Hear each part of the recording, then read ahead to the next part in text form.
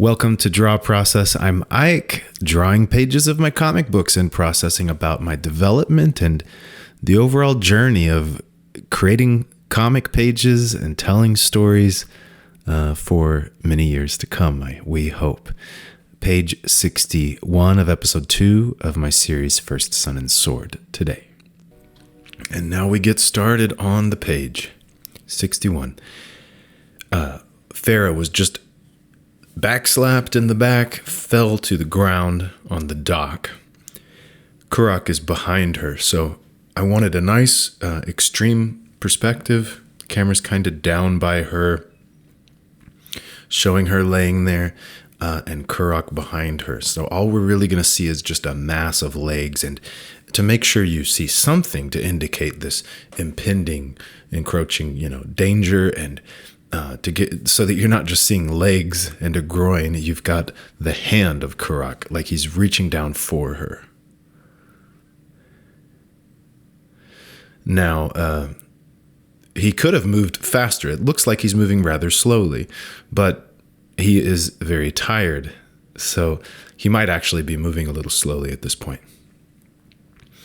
So, just didn't need a very large panel to show that. It's tight. It's cropping off the figures, and that's so that you're really focused on her face, her having fallen, and everything feels kind of compact, closed in. She's boxed in. She's trapped here. So that seems fine for me. And then I decided to do a very narrow panel to show the arrow, an arrow, flying at Kurak. And that's always, one of the kinds of problems you have is how do I show that an arrow's coming at my person, or a bullet or whatever it is. Those are always, interesting to try to convey. So I've got Kurak there with the arrow occupying the negative space to his right, and in perspective, kind of coming at him. And then a nice profile view, the arrow hitting him in the chest, and his kind of curling in on it. And that panel went very quickly. More of these nice skinny cut-in panels, kind of manga-like if you think about it. And we see, so Kurak, looking at Sword, who had shot him, and Sword looking at him. Kurak's is much more of a profile. It's a side view, but there's some perspective on Sword. I wanted you to see his face and not just a side view of his face. And this angle allows you to see everything well. You can see the hand that had released the bow, you see the hand holding the bow, and his whole face. And so now that gave Farah enough time to collect herself a little bit. So now this is very similar to the first panel on the page. So if you think about it, this one follows. Sometimes it's kind of like a sequence that's in a pattern. You've got your A sequence, B, and back to A, back to B. So we're getting back to A, and so the camera's in a similar spot, and we see that she's gotten up. Kurak is there behind her. And I need us to go to C actually here, which is, ABC if we think of the pieces of what's happening. Now we're to Sun pulling the rope. So he's just focused in, yanking and pulling that rope as fast as he can. He's strong enough that the boat's even swaying quite a bit. So some of those little details, it really helps when you feel the story. You're not just using reference, drawing what you see, you're going off of feel. And so when I feel the sense of a rope being pulled, when I draw the rope like it's tight, and I think of the boat being pulled and how it's connected right there, I can sense the boat would be kind of rocking to the side. So I'm able to put it at an angle. Without doing it that way, without getting that feel for it, I might have just had the mast be perfectly vertical, and not have that boat look like it's being pulled, like it's at an angle. So whenever I can, putting movement into things. I try not to have static images. Like everything should look like movement, even though it's obviously a still image. It's a drawing. Like in this third panel, Kurok is crumpled over some, so you get the sense of the impact of the arrow into his chest because he's reacting to it. He's still in process of kind of crumpling in, and so there's a lot of implied movement, both before the image I took and after the drawing I made. You get a sense of the before and after of what that movement would be in each image. So I go with very much gestural drawings. You'll see that my underdrawing, now I'm coming back with the more detailed pencils. That's to help me with my inks, to help me do better in my inks. But the initial pencils, you'll see they're very much gestures, very kind of a lot of movement in them already. They're drawn quickly. They capture movement well. And then I get to come in with this more organic style penciling, where I'm putting in anatomy and muscles and everything's kind of more rounded, and I get to build that on the gesture drawing. That was a problem in the past because I would draw my thumbnails or the roughs of the pages on a different piece of paper, small or something, and then I would go to the board and I would recreate it. But then I'm losing that energy of the underdrawing. So you'll see when I come in and I put these hands on the ground, for instance, all I have is a very simple little, rectangle for the hand, a little polygon there. And then I've got to jump in with drawing a hand. Now, I typically don't just draw the hand, like just the outline of it and follow the outline. You'll see that I'm doing it kind of anatomically. I'm finding the knuckles and the connection points on each digit, and the bone at the wrist.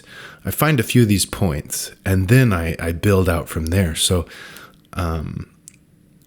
it's constructive drawing, and it helps me quickly put these down with more accuracy, with more of a feel. They're more organic. They're more three-dimensional, because I could just go straight to inks, and I'm considering doing it, trying that. But I could go straight to inks with much less pencil work done, and I could approach inks in more just laying down the outline, like no construction involved. But if I do that, something will be lost. The sense of an understructure gets lost. I know there's artists I admire who their underdrawing is much more shape-based. They're working out not muscle groups and bones and whatnot, but cylinders and finding all those rounded and flat, forms, and then kind of applying the anatomy on that. Or the details, the pieces like the fingers. And that can be very nice. It can give some nice three-dimensional shape to things. But what can also happen is things can be less stretchy, is a fun word to use for it. Less expressive, less distorted. Think of Daniel Warren Johnson's kind of messy stuff that has a lot of, it's more expressive compared to maybe Nick Pitara with really a lot of shape building. I'm trying to think of another example, but that's good enough because I don't want to take too long on that. So I'm going the other route with more of the muscles and the pieces getting built in, and not the shapes per se. Now, there's still three-dimensionality to what I'm constructing because it's based on, I'm constructing an anatomy pieces which are on top of each other. They're layered. They're three-dimensional. So I'm not going off of, simple outlines here. It's just a different approach than the more shape-based approach. And I did get to practice some figure drawing. Every now and then I look at the anatomy book still. I rarely actually draw from it these days, but I practiced some figure drawing the other day, and then I penciled a page the same day. Yeah, I think it was yesterday. And then I penciled a page because I just wanted to warm up. It had been a week or two since I drew a page, or drew really. But I love doing the figure drawing, and that's been interesting because I'm trying to think about how to, let's say, draw from figures or from anatomy books or whatever, in a way that is not too different than how I do comics, because I'm capable of approaching life drawing or figure drawing from photographs like, where my eye, it's a very different process. It's where I'm finding, I'm finding one side of the body, sort of the angle of that, find the center mass, start to put in the other side, and I can just kind of trace an outline. And my eye is going back and forth. I'm looking at the person. I'm looking at my paper, back and forth, and I can get where I can draw without looking at my hand almost, because I'm going back and forth with my eyes. And it can turn out pretty good, and it can happen quickly. But that is not how I draw comic books. I don't have a figure I'm referencing and going back and forth with. So I want to change that. So when I draw from figures, I want it to be like how I draw for comics. So that might involve looking at the person rather quickly and then drawing it in this fashion. Lay down these gestural loose lines, start constructing on it. In a way, it's doing it without looking, but you might look back. It's doing it without checking too much to make sure that you're accurate, because the accuracy is going to be my enemy, because it's going to have me continuing to look back at what I'm trying to draw and getting perfectionistic about it. So, excuse me. I'm exploring how to make more of a better process for me when I do that kind of drawing. Which brings me to, the topic I'm thinking of. Whenever I talk in these videos, I'm not really prepared, so I don't know how much of a topic this will become. But I really do enjoy being able to just think extemporaneously, talk about these things. And I think there's some use in it for other people. You get to see how someone else is thinking about their art and their development, and it helps you think about yours. And that's the idea of this series.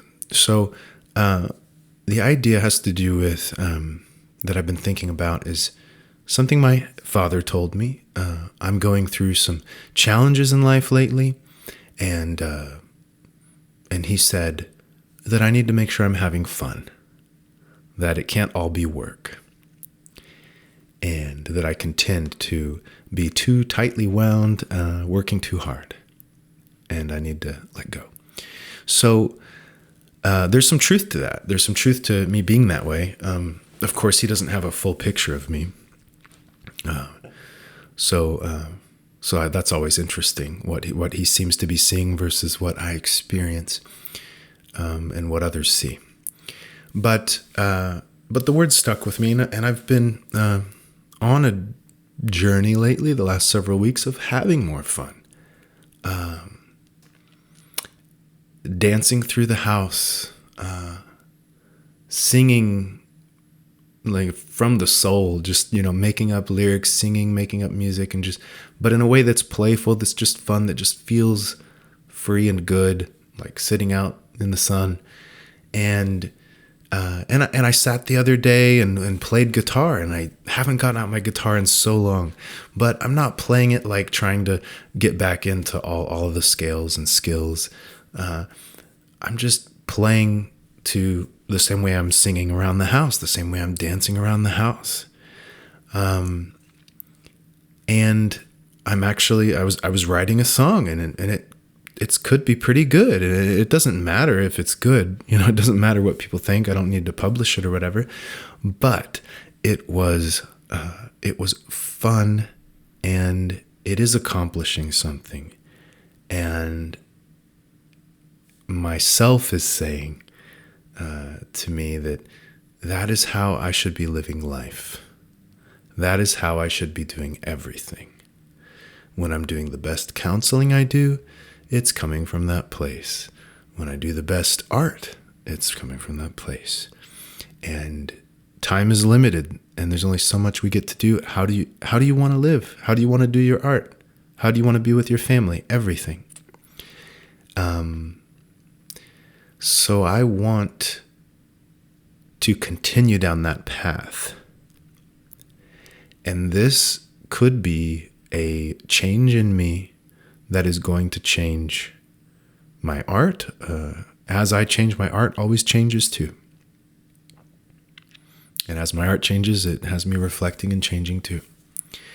But I've talked about burnout and I've talked about discipline on this series. And this might be a different way of putting it, because it's not exactly, burnout versus like discipline, just sticking to something that's work. It's about lately reflecting on what I'm doing in my whole life, how I'm living life, how I'm doing art too. That has me being a workhorse. It has me too much in a working mode. Drinking coffee to plow through, to get something done. And it affects the trajectory of my development. It affects the art. It affects everything. How I feel, how I do it. So I'm getting tired of that. It's not exactly burnout. It's just like disillusionment, It's disillusionment. The hard work, the living that way is not ever going to be worth it. It's a little empty. It's a moment when you realize that all of your best efforts are just human. They're just still human. And it'll be over before you know it. So I want to move that direction, and it requires a real sensitivity to being present, to being playful. So when I sit to draw, can I do that with joy? Can I do that with love? When I'm singing or writing a song, can I do that with love? Whatever I'm doing, can I do it that way? And get better and better at that.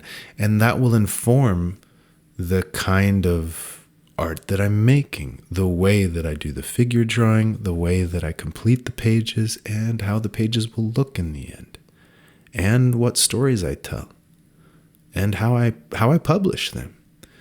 I have a feeling that after this issue, I'm going to switch to doing single issues of this series in black and white, or maybe with some gray tone. But I have a feeling that that's what I'll do, because that is more organic. That is more free. That is more relaxed. It's what I enjoy. So the coloring process is work. It's time that I put in to do it. It's not what I live for. So I might not do it. And someday maybe someone can color it for me. Maybe we'll make a big compendium, kickstart it, or get it published and hire a colorist. But for now, my black and white pages have enough information. The story can be seen and felt. So I'm probably going to do that. And if I do single issues, I have a great printer here in my town. I can just go get them printed. I can put out an issue every 2 months or something. It'll be fun, and I'll get better faster. And that isn't just simply the goal, but I will get better faster. if I work in that way. And it'll be more consistent, because the more you draw from the truth, the more you draw like you draw, the more it'll remain consistent, page to page, as long as your tools remain consistent and stuff. But so I'm very excited to get there. So we're going to have volume 1 and 2, kind of getting you started on the story. These are sequential. They fit right to each other. This one picks up where the last one left off. But after this, these first 2 volumes give you a good primer, a good start into the story. The art style, the coloring style is changed throughout, but it's going to serve as a nice, issue 0. It's going to serve as a nice starting point for people that want to get into the series. And the series might be more like single issue style, of whatever length I want. I can print, my printer can do 50 pages or 22. So, I think about those kinds of things, but it isn't about what's going to make me more successful, what's going to make me better, what's going to be more consistent or get more sales. It's none of that. It's what will put me in the place I'm supposed to be. Have me doing this the way I'm supposed to be doing it. That my soul says is right, that feels so good.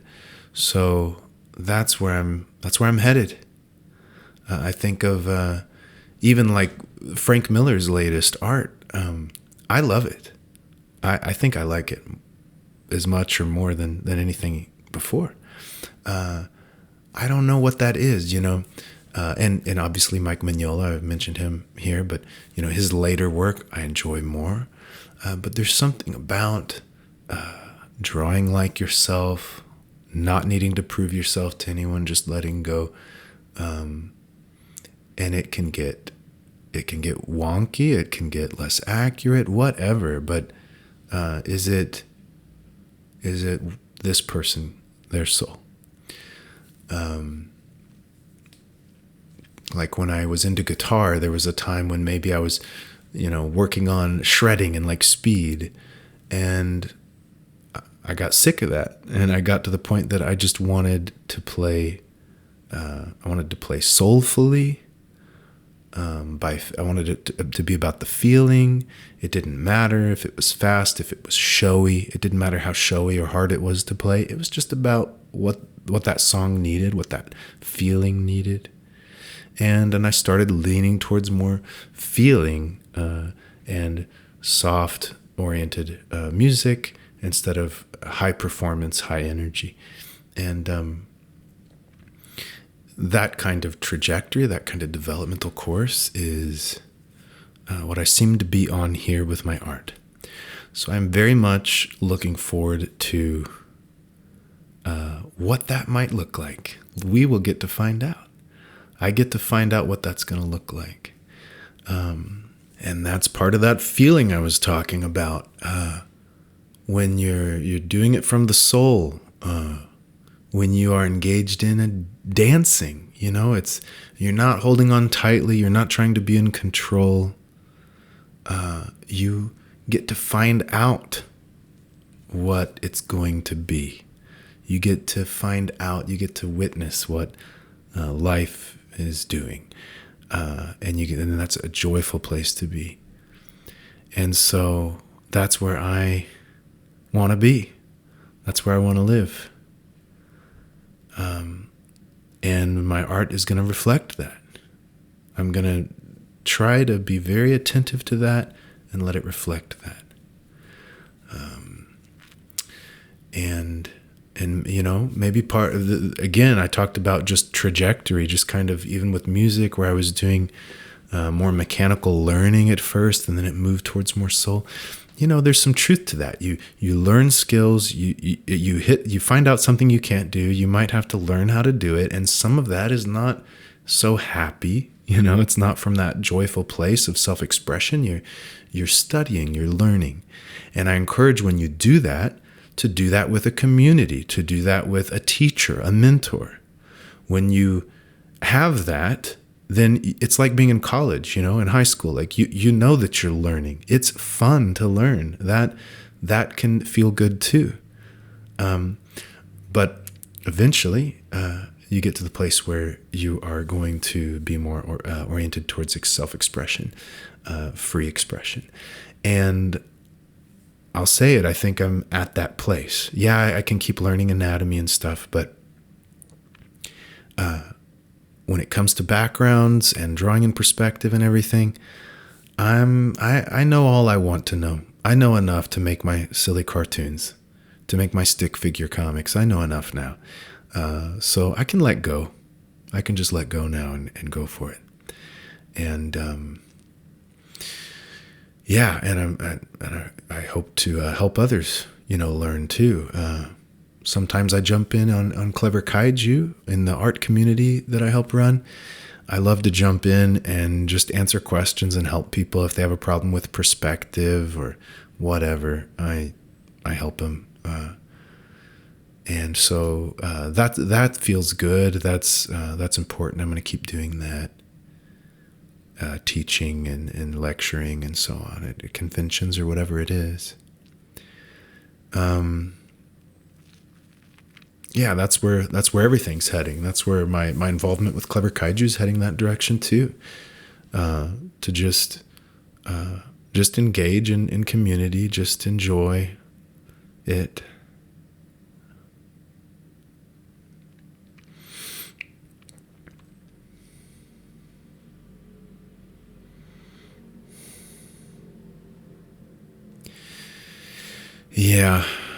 Yeah.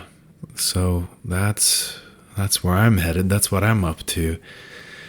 And yeah, it's a little painful. Again, it feels kind of like burning out when you reach the end of your, resources. You kind of get sick of yourself, get just so aware of the human limitation and how all the hard work is kind of,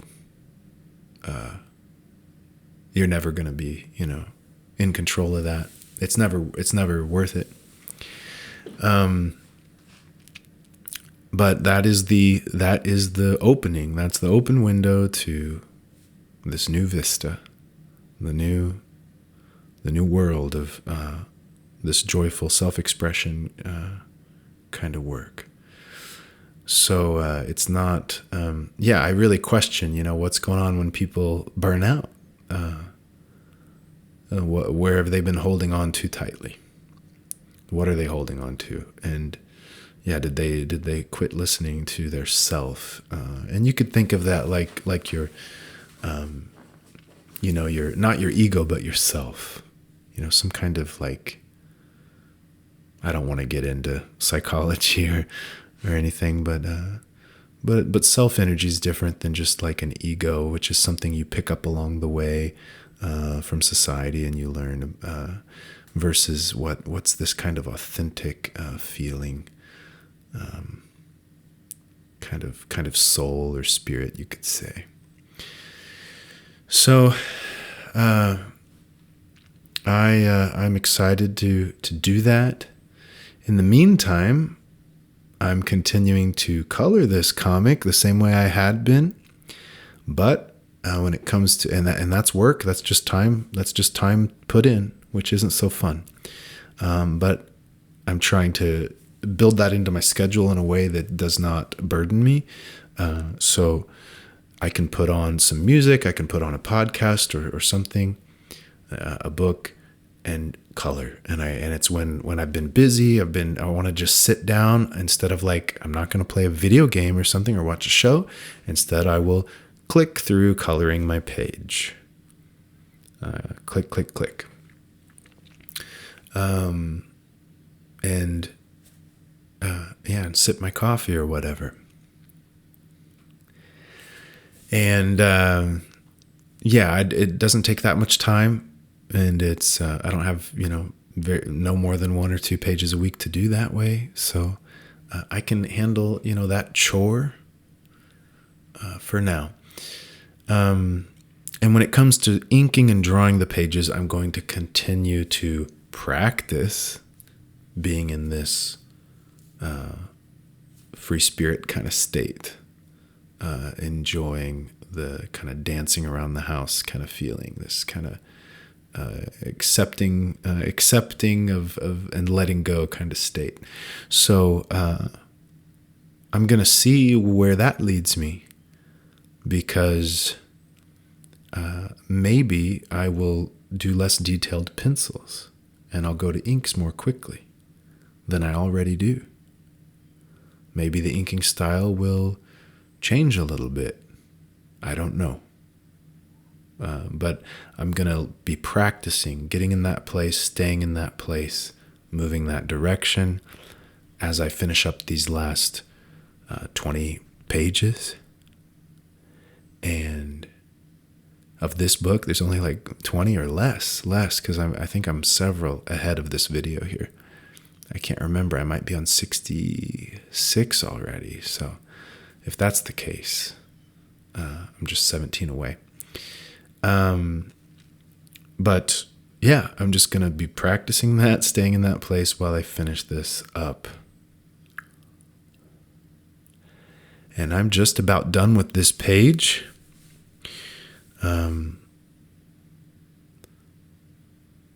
I go in with this rubber eraser.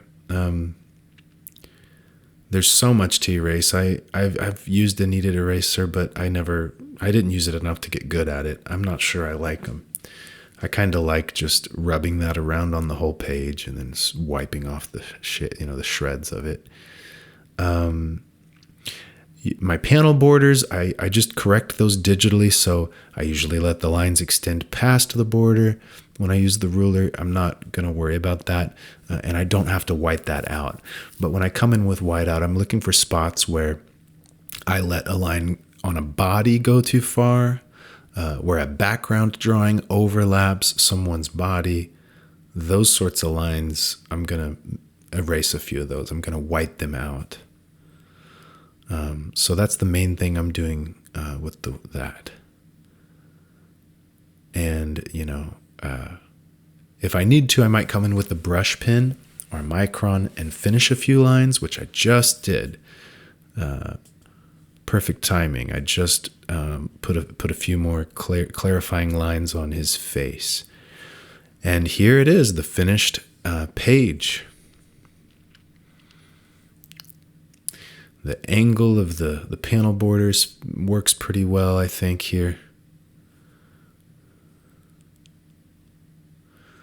Just a few lines in the sky to help indicate the angle, the atmosphere, something, just, quick, sketchy lines there. And that's it. He's pulling the boat.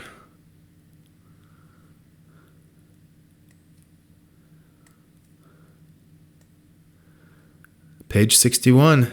It's done. I'll see you next week. Be the practice of your art. Encourage others to do the same.